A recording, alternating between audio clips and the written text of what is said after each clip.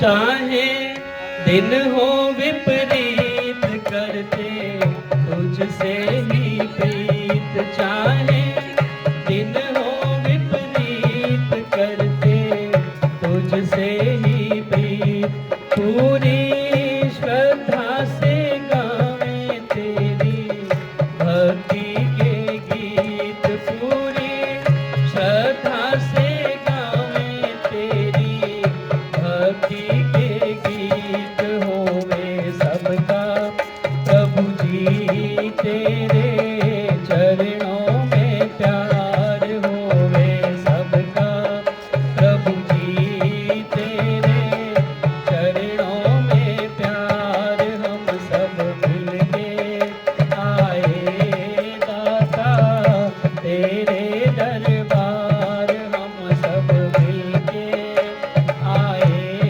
दाता तेरे दरबार। भर दो झोली सबकी तेरे पूर्ण भंडार, भर दो झोली सबकी तेरे।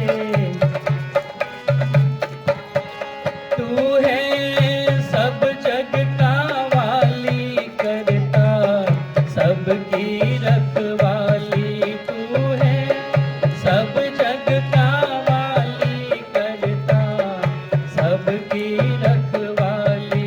हम हैं रंग रंग के पौधे, तू है हम सब का माली। हम हैं रंग रंग के पौधे, तू है हम सब का माली। पथिक बगीचा तेरा है ये सुंदर संसार, पथिक बगीचा तेरा है ये सुंदर संसार। हम सब मिलके आए दाता तेरे दरबार, हम सब मिलके आए दाता तेरे दरबार। भर दो झोली सबकी तेरे पूर्ण भंडार, भर दो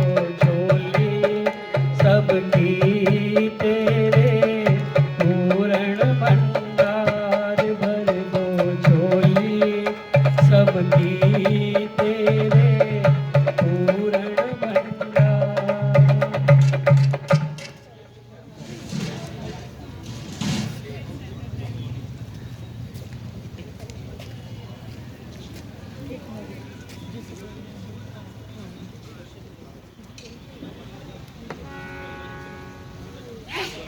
सतीश जी आवाज़ बढ़िया नहीं है, मिक्सर सा तो लगी नहीं ना, लगा सिंपल ही लगा दी।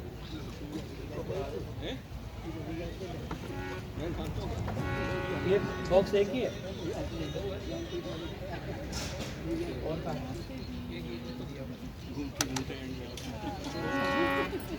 ओहो, चलिए, बहुत सुंदर अवसर हम सभी यहाँ पर उपस्थित हुए हैं। अभी अभी हमने सुंदर यज्ञ का संपादन किया है और बिटिया वंशिका के विवाह से पूर्व यह सत्संग इस बहुत ही सुंदर परिवार में रखा गया है। तो आइए सीधे सीधे, क्योंकि समय बहुत कम है, एक शिक्षा का गीत बिटिया के लिए। और मेरी प्रार्थना है वंशिका से, वंशिका आप इधर बैठेंगे तो मुझे अच्छा लगेगा कि मैं आपके लिए गा रहा हूँ, बाकी सब तो ये पके पकाए हैं।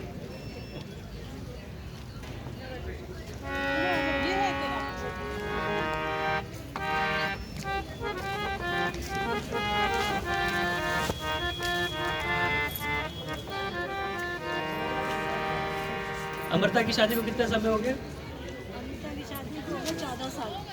कितने? 14 साल। 14 साल, हाँ 14 साल पहले मैंने यहाँ बैठ के गाया था। चलिए, मानिए दुलारी मेरा कहना, इस भांति रहना जाके ससुराल में। मानिए वंशिका मेरा कहना, इस भांति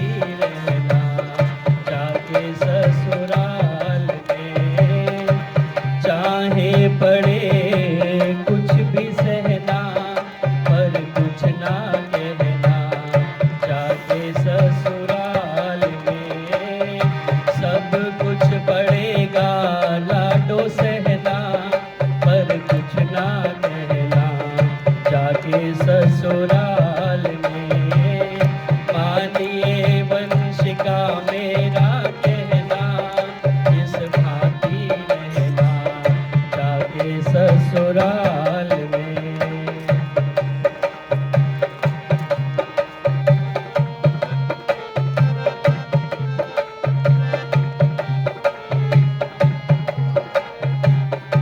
छोड़ के चली है आज बाबुल का अंगना, छोड़ के चली है आज बाबुल का अंगना।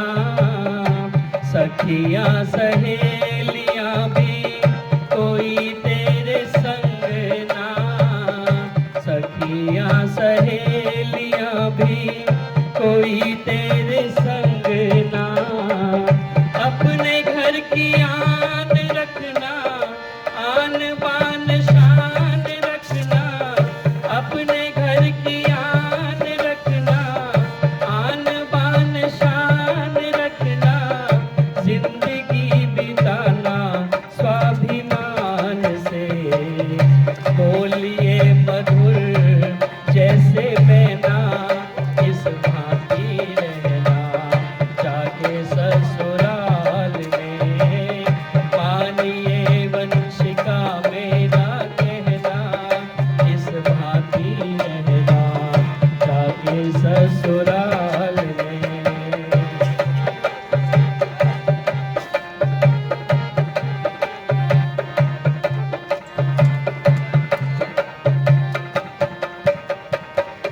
और क्या कहा? पिता के समान अपने ससुर जी को मानना, पिता के समान अपने ससुर जी को मानना। माता से भी बढ़कर अपनी सासू को जानना, माता से भी बढ़कर अपनी सासू को जानना। जेठानी का आदर करना, दौरानी से प्यार करना, जेठानी का आदर करना, दौरानी से प्यार करना। प्यारी समझना अपनी जान से, क्योंकि ये भी है दोनों तेरी बहना, इस भांति रहना जाके ससुराल में। मानिए वंशिका मेरा कहना, इस भांति रहना जाके ससुराल में। पिता के समान अपने ससुर जी को जानना और माता से भी बढ़कर अपनी सासू को मानना। जेठानी का आदर करना, दौरानी का आदर करना। है कोई जेठानी दौरानी? जेठानी है सारी वैरायटी है इनकी? इनकी है जेठानी। वैसे नहीं कहना चंदन, मैं इनसे मुखातिब हूँ आज। जेठानी है। चलिए, बहुत बड़ी आजकल समस्या हो जाती है जेठानी और दौरानी का आपस में मेल जोल होना ना, एक कंपटीशन की भावना आ जाती है कि ये काम मैं ही क्यों ज़्यादा करूं, ये क्यों ज़्यादा ना करें। रोज आपके यहाँ तो आदर्श परिवार है, मैं अगले परिवार की बात कर रहा हूँ जहाँ वंशिका जा रही है। वहाँ पर इस प्रकार की भावना को लेकर के अपने साथ में जाएं, क्योंकि आपने अपने पियर में यही देखा है। तो ससुराल में भी उसी संस्कार को लेकर के जाएंगी। जेठानी का आदर करना, दौरानी से प्यार करना, प्यारी समझना अपनी जान से, क्योंकि वो भी है आपकी बहना। और इससे भी बड़ी समस्या जो है वो है कौन? सासू माँ। क्योंकि कह देते हैं कि जो सांस ना लेने दे उसका नाम होता है सास। वैसे यहाँ सास ज़्यादा बैठी होंगी इसलिए थोड़ा संभल के बोलना पड़ेगा मुझे, पर मैं वंशिका से बात कर रहा हूँ। हाँ, मैं कह रहा हूँ ना सास ज़्यादा बैठी है, आप मुझे पता है आपकी मेजोरिटी ज़्यादा है यहाँ पर, लेकिन समझाया क्या है कवि ने? कभी कभी सास तेरी कड़वे बोल बोलेगी, कभी कभी सास तेरी कड़वे बोल बोलेगी। मार मार जाने तेरे हृदय को छोलेगी, मार मार ताने तेरे हृदय को छोलेगी। कभी कभी सास तेरी कड़वे बोल बोलेगी, क्योंकि सांस, मैंने बताया ना, सांस ना लेने दे उसका नाम होता है सास। कभी कभी ऐसा लगेगा कि पता नहीं क्यों हर बात में टोका टोकी करती रहती है, कोई काम ढंग से करने नहीं देती, जैसे मैं करना चाहूँ कहेंगी नहीं ऐसे कर दिया, ऐसे करना था। लेकिन देखा जाए तो वो अपनी जगह पे सही है, क्योंकि उनके पास में अनुभव ज़्यादा है, आपसे ज़्यादा जानती है। आपको हो सकता है उतना ना पता हो जितना उन्हें पता है। वो अपनी जगह पर सही है, और कई बार कंफ्यूजन भी हो जाता है। वो भी वही बात कहना चाह रही है, आप भी वही कहना चाह रहे हो, लेकिन बात कहने का तरीका अलग अलग हो जाता है। तो ऐसे में क्या करना है, जब सास इस प्रकार के कड़वे बोल बोले, कहते हैं ना कि या तो सास चंगी होवे और नहीं तो फोटो टंगी हुए। आजकल ऐसा भी कह देते हैं बहुत सारे लोग कि या तो सास मिले तो बढ़िया, और वो बढ़िया वाली सास मिलती कहाँ है, हमने तो कहीं देखी नहीं। मैं अभी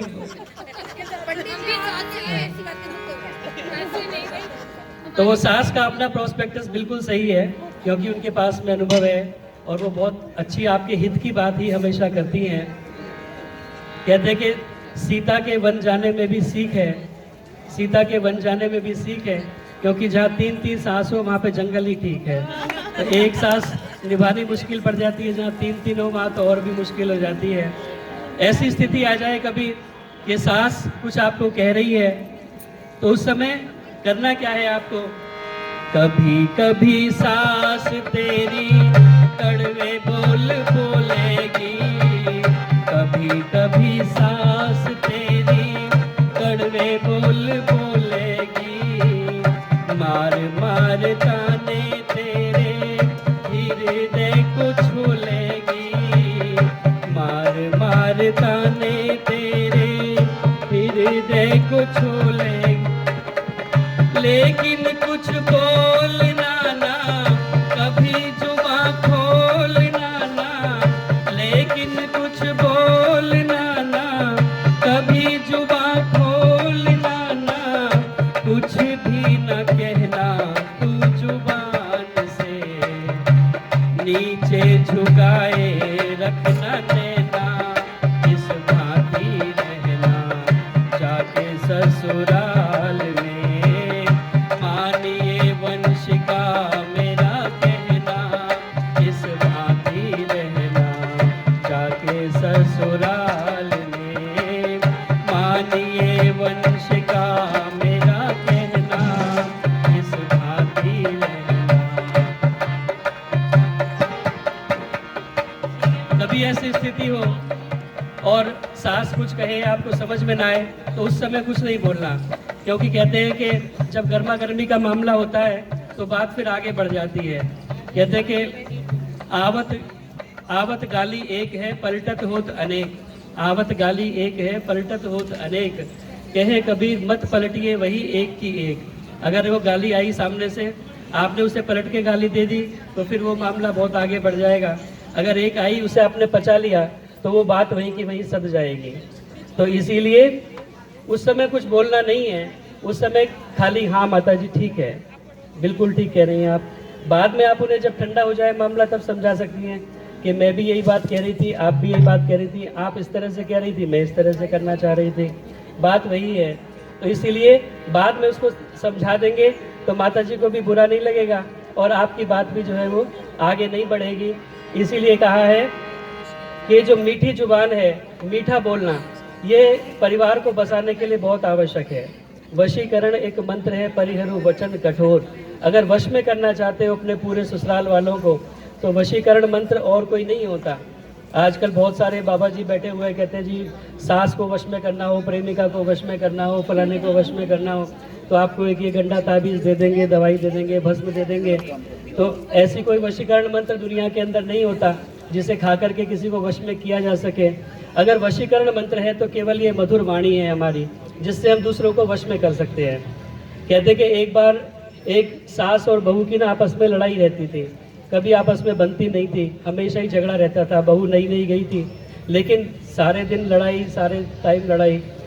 तो वो अपने पीहर गई, क्योंकि उसके जो पिताजी थे ना वो वैद्य थे और थोड़ी मतलब अच्छे खासे वैद्य थे, दवाइयाँ जानते थे, आयुर्वेद के अच्छे ज्ञाता थे। तो उसने कहा पिताजी कोई ऐसी दवाई दे दो कि इस सास का काम तमाम हो जाए, जाकर के मैं इसे खिला दूं और मेरा जीवन जो है ना वो सही हो जाए, अभी तो इसने नरक बना रखा है। पिताजी समझदार थे, उन्होंने कहा बेटी दवाई तो मैं तेरे को दे दूं, लेकिन क्योंकि तुम्हारा झगड़ा चल रहा है आपस में, पहले से सबको पता है झगड़ा चल रहा है, अगर मैं दवाई दे दूं, तुमने जाकर के दवाई दे दी सास को और सास लुढ़क गई, शक तुम्हारे ऊपर ही जाएगा, केस चलेगा, पुलिस कचहरी सब कुछ होगा, तो जीवन जो है नरक फिर भी बना रहेगा। इसीलिए कोई ऐसी व्यवस्था कर देता हूँ जिससे काम भी हो जाए, कहते हैं सांप भी मर जाए लाठी भी ना टूटे, ऐसा कोई उपाय कर देता हूँ। तो उन्होंने कुछ पुड़िया बना करके दे दी और कहा कि जाके ना पुड़िया अपनी सास को दूध में डाल करके पिलाती रहना, तो ये स्लो पॉइजन का काम करेगा, धीरे धीरे सास मर भी जाएगी, तेरे ऊपर शक भी नहीं होगा, तो ये काम तेरा पूरा हो जाएगा।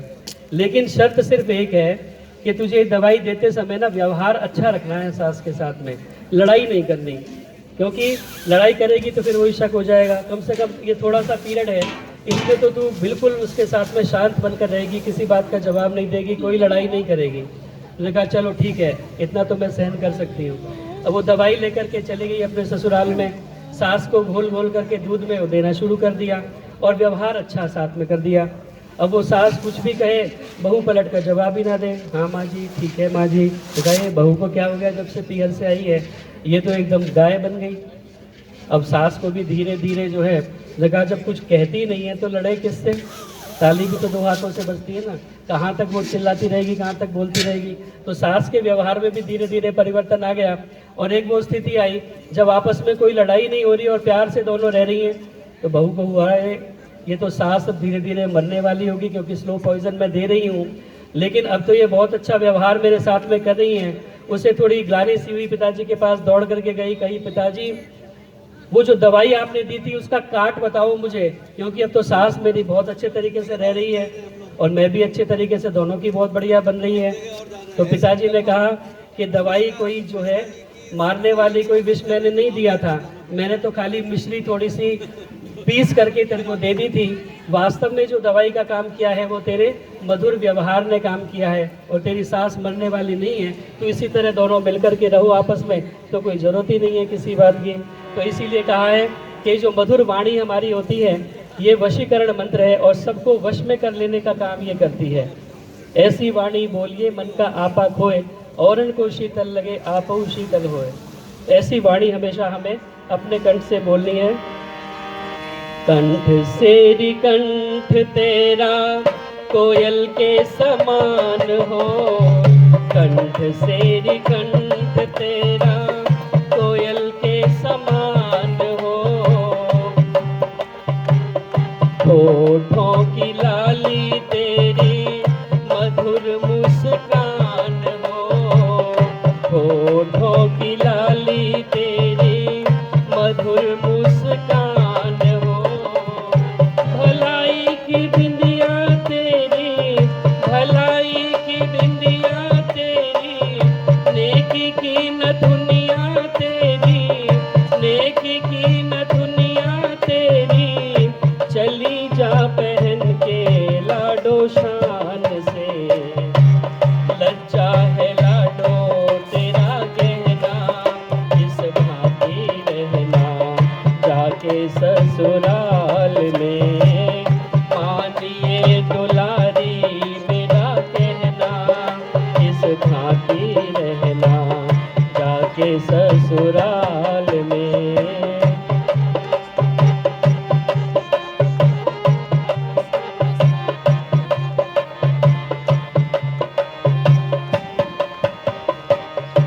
आए जो अतिथि उसका करना सत्कार तू, आए जो अतिथि उसका करना सत्कार तू, जोड़ करके रखना अपना सारा परिवार तू, जोड़ करके रखना अपना सारा परिवार तू, सुबह शाम संध्या हवन सुगंधि से भरना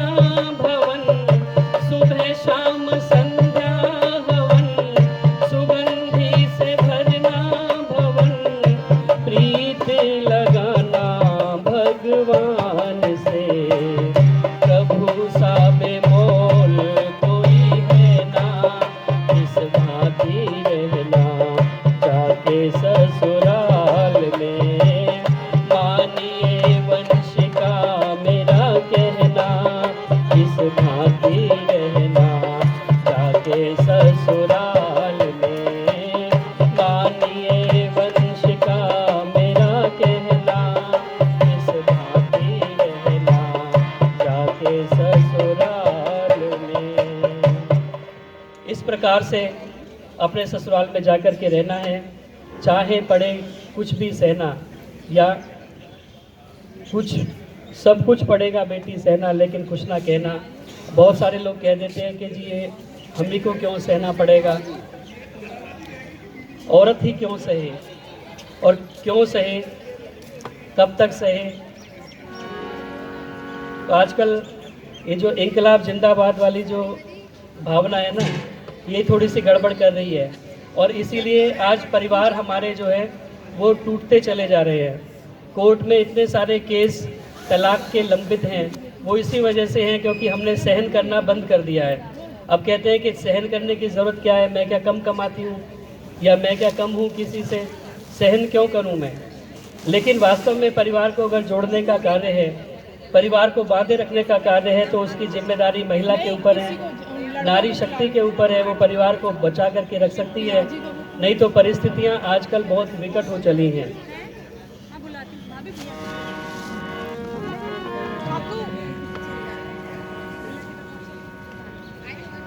कहते हैं कि 1 साल तक तो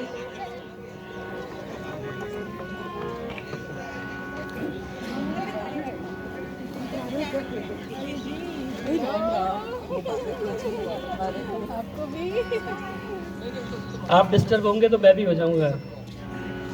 1 साल तक तो कहते हैं कि चंद्रमुखी, और दूसरे साल से सूर्यमुखी, और उसके बाद में फिर ज्वालामुखी हो जाती है। तो वैसा नहीं करना कि तू चंद्रमुखी मैं सूरजमुखी, तू मुझसे दुखी मैं तुझसे दुखी, जाकर टॉप फ्लोर पे छलांग लगा दे, फिर तू भी सुखी और मैं भी सुखी। तो ऐसी परिस्थितियां समाज के अंदर पैदा हो गई हैं। अपने घर को हमें स्वर्ग बनाना है। और ये जो गृहस्थ आश्रम है, ये गृहस्थ आश्रम हंसी मजाक का विषय नहीं है। ये गृहस्थ आश्रम सबसे श्रेष्ठ और ज्येष्ठ आश्रम है। हमारे यहाँ पर 4 आश्रमों की व्यवस्था है, ब्रह्मचर्य आश्रम, गृहस्थ आश्रम, वानप्रस्थ आश्रम, और उसके बाद में संन्यास आश्रम। ये जो गृहस्थ आश्रम है, इसको सबसे चारों आश्रमों में सबसे श्रेष्ठ आश्रम बताया गया है। और मनुस्मृति में तो यहाँ तक कहा है कि यथा नदी नदा सर्वे सागरे यान्ति संस्थितिम, तथैव आश्रमिणः सर्वे गृहस्थे यान्ति संस्थितिम।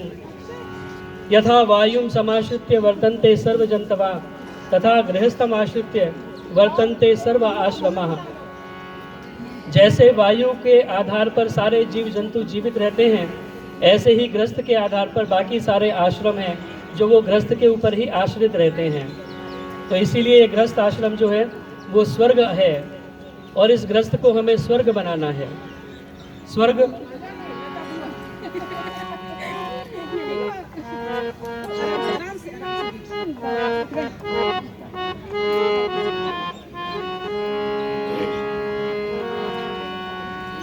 शुभ सदाचार कर्तव्य प्यार से घर को स्वर्ग बनाना, झूठे मूठे गहनों से प्रेम ना बढ़ाना। शुभ सदाचार कर्तव्य प्यार से घर को स्वर्ग बनाना, झूठे मूठे गहनों से प्रेम ना बढ़ाना। शुभ सदाचार कर्तव्य प्यार से घर को स्वर्ग बनाना, झूठे मूठे गहनों से प्रेम ना बढ़ाना।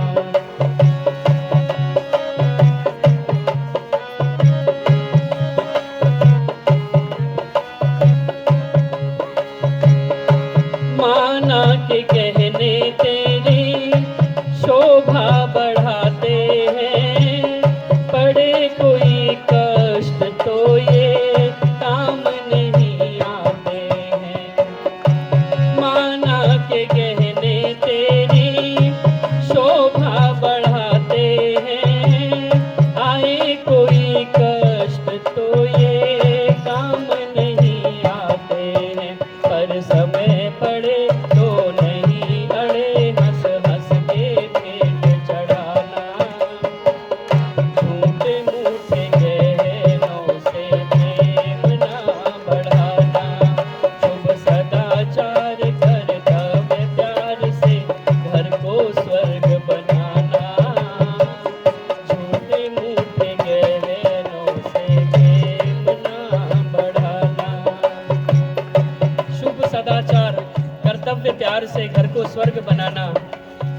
झूठे मूठे गहनों से प्रेम ना बढ़ाना।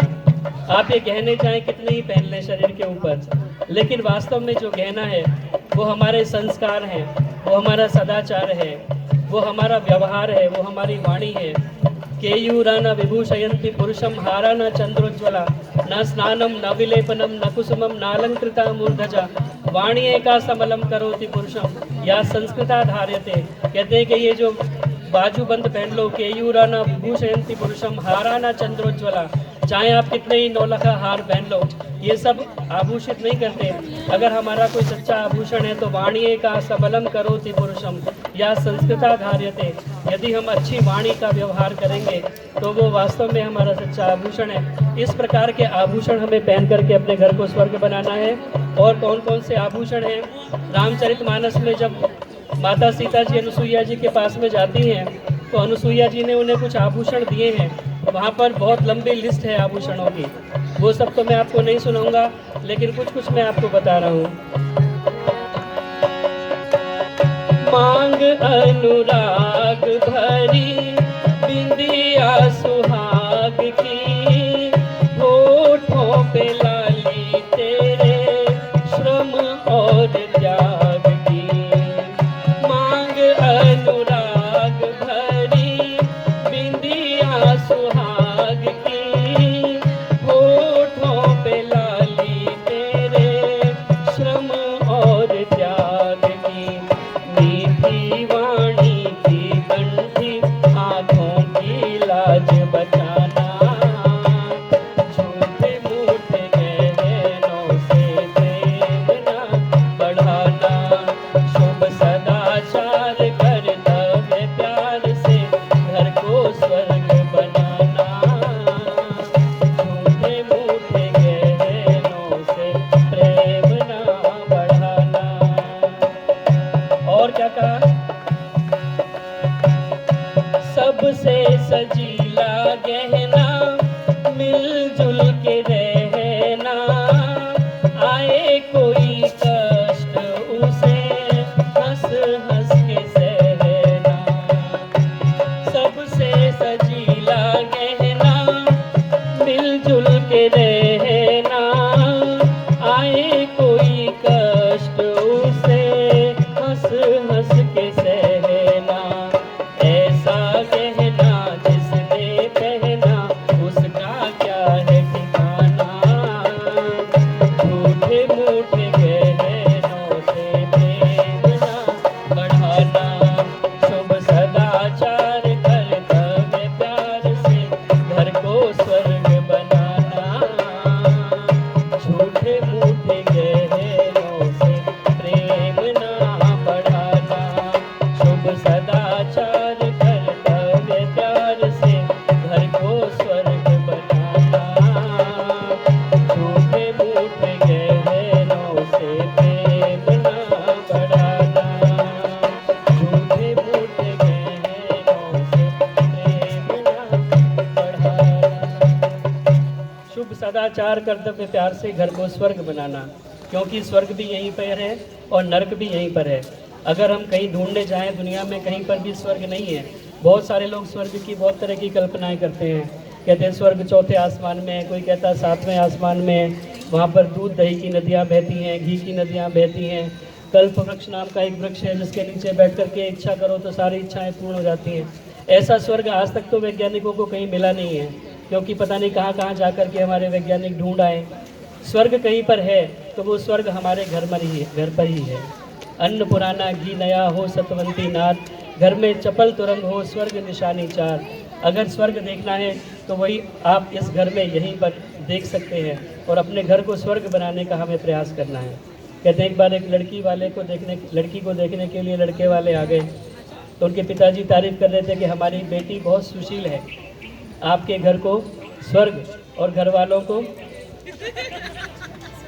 हम सभी स्वर्ग में रहते हैं। ये मजाक की बात नहीं है, वास्तव में स्वर्ग है जहाँ पर हम सभी स्वर्ग में रह रहे हैं, तो हम स्वर्गवासी ही हैं। तो हम स्वर्ग में रहने का प्रयास करें और अपने घर को स्वर्ग बनाने का प्रयास करें। घर स्वर्ग बनेगा कैसे? एक घर को स्वर्ग बनाने के लिए आप दोनों की इसमें भूमिका रहेगी। आपकी तो है ही है और आपके पतिदेव की भी इसमें भूमिका रहेगी। क्योंकि एक घर का राजा है और एक घर की रानी है। दोनों मिलकर के इस घर को स्वर्ग बनाएंगे। और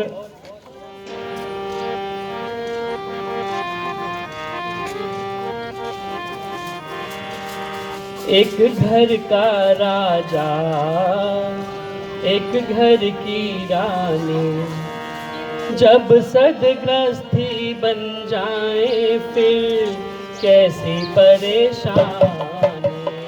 एक घर का राजा, एक घर की रानी, रानी एक घर का राजा, एक घर की रानी, जब सदगृहस्थी बन जाए फिर कैसी परेशानी।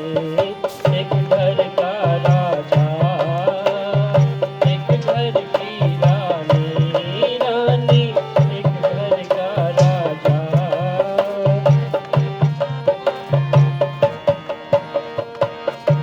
फूलों की भांति पति पत्नी खिल के जीवन की राहों पे चले साथ मिल के।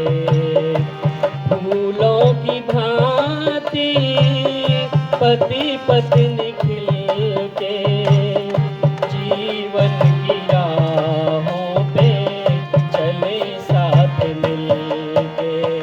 ऐसे मिले आपस में दूध पानी, ओ ऐसे मिले आपस में दूध पानी। ओ जब सदगृहस्थी बन जाए फिर कैसी परेशानी। एक घर का राजा, एक घर की रानी, ऐसे मिले आपस में जैसे दूध और पानी। कहते हैं दूध और पानी की जो मित्रता है वो बहुत प्रसिद्ध है। पानी जब दूध के पास जाता है, दूध कहता है कि तू मेरे में आकर मिल जा, मेरे साथ मिल जाएगा तो तेरा मोल भी मेरे बराबर हो जाएगा। तो वो पानी भी जो दूधिया मिला देता है ना, वो भी दूध के भाव ही बिकता है। तो बहुत आपस में मिल जाते हैं। और जब आप दूध और पानी को अलग अलग करने का प्रयास करें, आप गैस के ऊपर दूध को चढ़ा दीजिए तो दूध के अंदर उफान आता है। अगर उसका पानी जो मित्र है भाप भर करके उड़ना प्रारंभ करता है तो दूध के अंदर उफान आ जाता है, निकल करके दौड़ने के लिए तैयार हो जाता है। और उसमें थोड़ी सी पानी की छींटें डाल दो तो फिर वापस नीचे बैठ जाता है। तो ये दूध और पानी की मित्रता बहुत प्रसिद्ध है। लेकिन शास्त्र कहते हैं कि हंस श्वेत बक श्वेत क भेदे बक हंसयो। एक हंस नाम का पक्षी होता है जो दूध का दूध और पानी का पानी कर देता है। वैसे मैंने कभी ऐसा देखा नहीं है प्रैक्टिकल होते हुए, लेकिन कहा जाता है कि एक हंस नाम का पक्षी जो है वो दूध का दूध और पानी का पानी कर देता है। इसीलिए वेद के अंदर दूध और पानी की उपमा नहीं दी गई है, वेद के अंदर उपमा कुछ और दी गई है। और वहाँ पर कहा गया है, दो नदियों का जल मिले जैसे, पति पत्नी का दिल मिले वैसे। दो नदियों का जल मिले जैसे, पति पत्नी का दिल मिले वैसे। दो नदियों का जल मिले जैसे। अगर मैं आपसे कहूं कि एक गिलास में यहाँ का पानी ले लीजिए और एक गिलास में वहाँ का पानी, उत्तराखंड का, कहाँ कौन सा गांव है? श्रीनगर।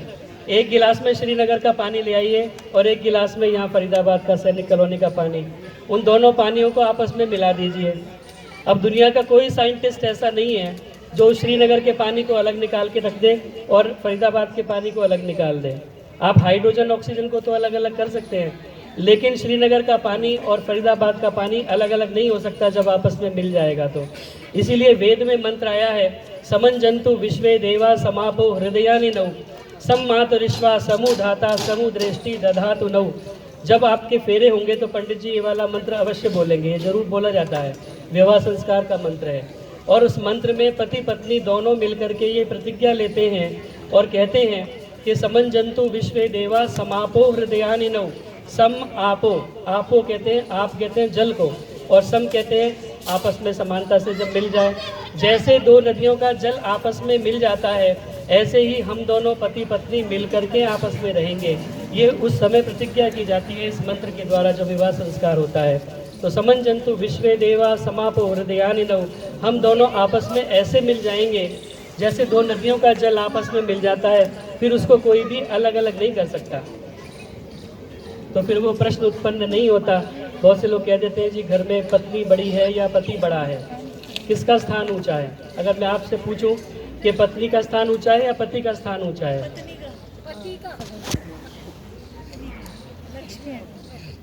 पति का स्थान ऊंचा है, पत्नी का स्थान ऊंचा है। आपके दोनों के उत्तर गलत हैं। बराबर है, ये उत्तर भी गलत है। बराबर भी नहीं है, ये भी ऊंची नहीं है, वो भी ऊंचा नहीं है। ये प्रश्न ही उत्पन्न नहीं होता, क्योंकि ये प्रश्न इररिलेवेंट है। जब दोनों आपस में मिल गए हैं तो दो अलग अलग हैं ही नहीं, ये ऊंचा या ये नीचा की कोई बात ही नहीं रह जाती। जब दोनों की ईगो आपस में मिल गई है, दोनों के हृदय आपस में मिल गए हैं, मम हृदयम ते हृदयम ददामि मम चित्तम अनुचित्तम ते अस्तु। एक और मंत्र वहाँ पर बोला जाता है विवाह संस्कार में कि मेरा हृदय जो है वो तेरा हृदय है, जो तेरा हृदय है वो मेरा हृदय है। आज से हम दोनों के हृदय आपस में मिले हुए हैं, एक ही हृदय हैं। हमारे शरीर बेशक दो हैं, लेकिन हमारे मन, हमारे हृदय आपस में मिले हुए हैं। इसीलिए कोई बड़ा नहीं है, कोई छोटा नहीं है। जैसे गाड़ी के दो पहिए, जैसे गाड़ी के दो पहिए होते हैं। अब एक गाड़ी को अगर आपको चलाना हो तो दोनों पहिए बराबर बराबर चाहिए। अगर एक पहिया बड़ा हो, एक पहिया छोटा हो, तो गाड़ी एक ही दिशा में चलेगी, फिर वो सीधी सीधी नहीं चल सकती है। इसीलिए कहा है जैसे गाड़ी के दो पहिए जीवन की राहों पे चलते रहिए। जैसे गाड़ी के दो पहिए जीवन की राहों पे चलते रहिए। मंजिल पे जाने की ये है एक निशानी, ओ मंजिल पे जाने की ये है एक निशानी। ओ जब सदगस्ती बन जाए फिर कैसी परेशानी। जैसे गाड़ी के दो पहिए, ऐसे ही बराबर बराबर दोनों मिलजुल करके सारे दोनों इस ग्रस्त को चलाएं, तब ये ग्रस्त की गाड़ी चलती है। कहते हैं कि आपस में मिलजुल करके एक दूसरे की बात मानते हुए, एक बार एक फ्लोर पे, एक ही बिल्डिंग के अंदर ना दो फ्लोर पे अलग अलग पति पत्नी रहते थे। एक के अंदर बहुत ज़्यादा लड़ाई चलती रहती थी और एक बड़े प्यार से रहते थे, कभी भी लड़ाई आपस में नहीं होती थी। तो जिनकी बहुत ज़्यादा लड़ाई होती थी, उन्होंने सोचा कि एक बार ज़रा इनसे मिल करके बात करें, पता करें कि इनका राज क्या है, इनकी आपस में लड़ाई होती क्यों नहीं है।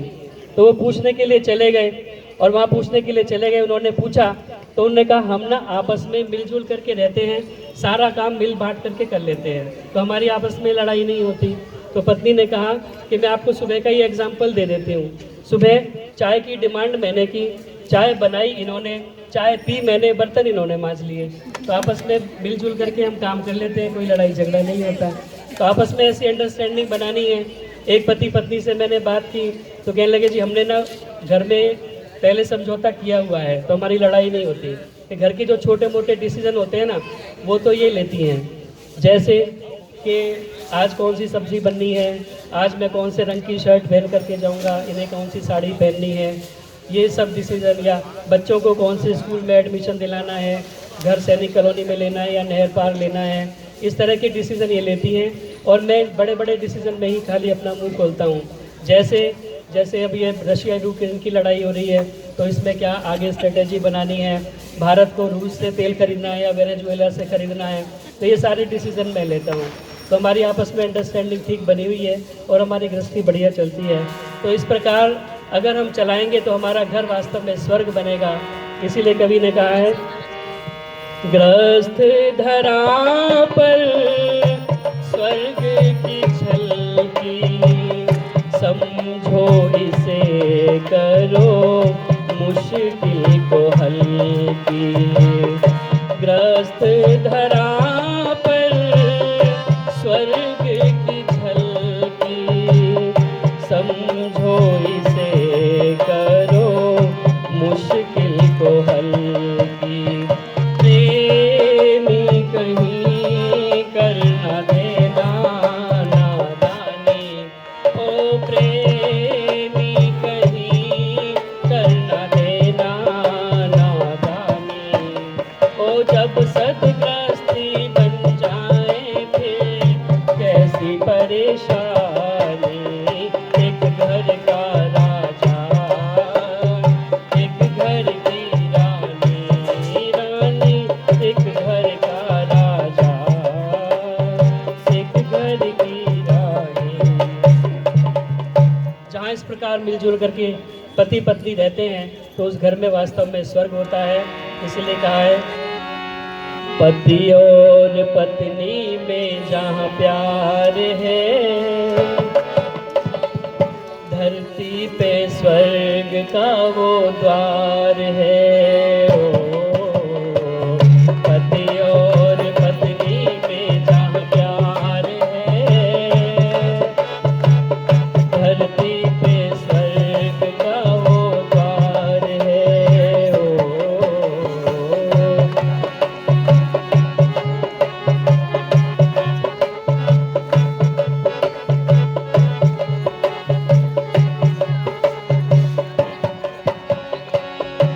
स्वर्ग है दुख का जहाँ अंत है, हर दम ही रहता वहाँ बसंत है। ओ स्वर्ग है दुख का जहाँ अंत है, हर दम ही रहता वहाँ बसंत है। ओ उस घर की बगिया में बहार है, धरती पे स्वर्ग का वो द्वार है। ओ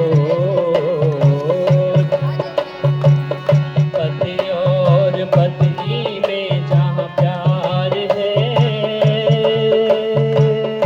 धरती पे स्वर्ग का वो द्वार है। पति और पत्नी में जहाँ प्यार है, धरती पे स्वर्ग का वो द्वार है। ऐसे स्वर्ग हमारे घर बने। मुझे इशारा कर देना जब बंद करना हो। मुझे लग रहा है आप लोगों को भी महक आ रही है उधर से, तो ऐसा लग रहा है कि अब थोड़ा उधर को भी सरका जाए। आइए केवल एक बधाई गीत कह करके मैं अपनी वाणी को विराम करूं बोलने के लिए। तो मेरे पास बहुत सारे गीत हैं, मैं गाता रहूँगा, आप सुनते रहेंगे। नहीं, बिल्कुल सही है जी। यही शुभ कामना प्यारी